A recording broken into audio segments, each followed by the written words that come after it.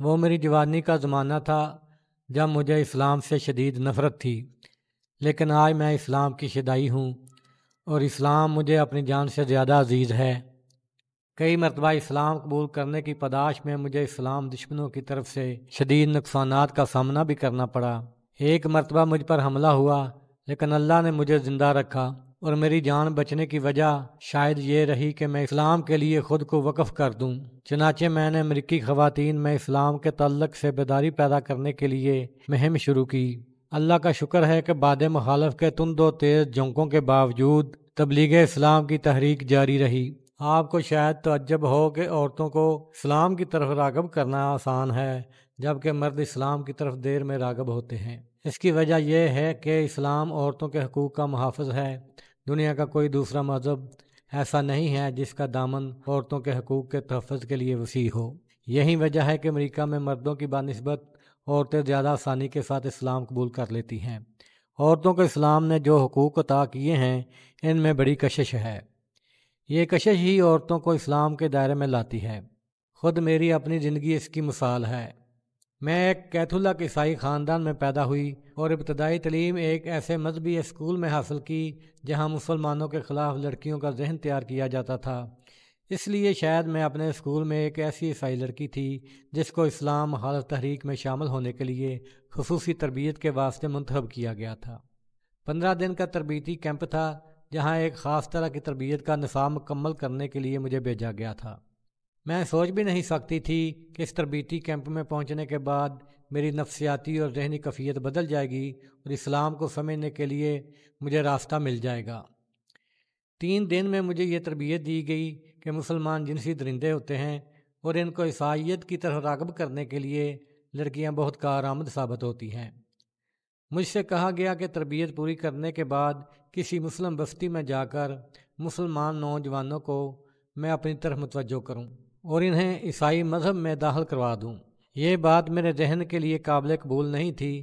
اس کی وجہ یہ تھی کہ میں مسلمان عورتوں کو پردہ پوش دیکھتی تھی اور یونیورسٹی کی زندگی میں جن مسلم نوجوانوں کو میں نے تعلیم حاصل کرتے ہوئے دیکھا تھا وہ باریش تھے اور ان کے سر پر ٹوپیاں نظر آتی تھیں۔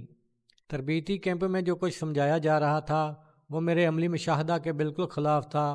اس لیے میرے ذہن میں یہ خیال پیدا ہوا کہ ذاتی طور پر مجھے اسلام کا مطالعہ کرنا چاہیے۔ مجھے جو کچھ سمجھایا گیا ہے یا جس کام کے کرنے کے لیے مجھے آمادہ کیا جا رہا ہے وہ درست ہے یا نہیں۔ ایک لیکچر میں ایک پادری نے یہاں تک کہا کہ کوئی لڑکی اگر کسی مسلمان کو عیسائی بنانے کے لیے عزت و آبرو کا نذرانہ پیش کر دے تو مسیحی کی طرف سے اس کو اجر ملے گا، لیکن میرا مزاج اس طرح کی کسی عمل کو قبول کرنے کے لیے تیار نہیں تھا۔ تربیتی کیمپ کا نصاب مکمل کرنے کے بعد میری طبیعت میں شدید قسم کا اضطراب پیدا ہو گیا اور میں نے طے کر لیا کہ اسلام کا مطالعہ کر کے میں حقیقت حال ضرور معلوم کروں گی۔ کبھی کبھی ایسا بھی ہوتا کہ زندگی میں حاصل ہونے والے تجربات سے نفسیاتی کیفیت بدل جاتی ہے اور فکر و نظر کے نئے چراغ روشن ہو جاتے ہیں۔ میرے ساتھ بھی یہی معاملہ پیش آیا۔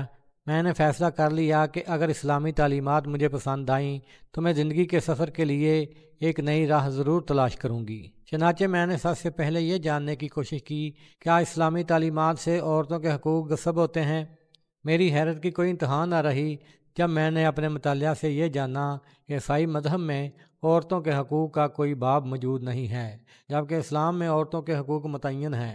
بعض حالات و معاملات میں عورتوں کے حقوق مردوں سے زیادہ ہیں۔ وہ مردوں کی غلام نہیں بلکہ ان کو گھر کی زندگی میں حاکمانہ حیثیت حاصل ہے۔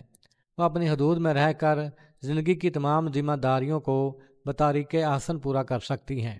ترقی اسلام میں ممنوع نہیں ہے۔ تمام خواتین کو تعلیم حاصل کرنے کے لیے پابند بنایا گیا ہے۔ مردوں کو اس کی اجازت نہیں ہے کہ وہ عورتوں پر ظلم کریں۔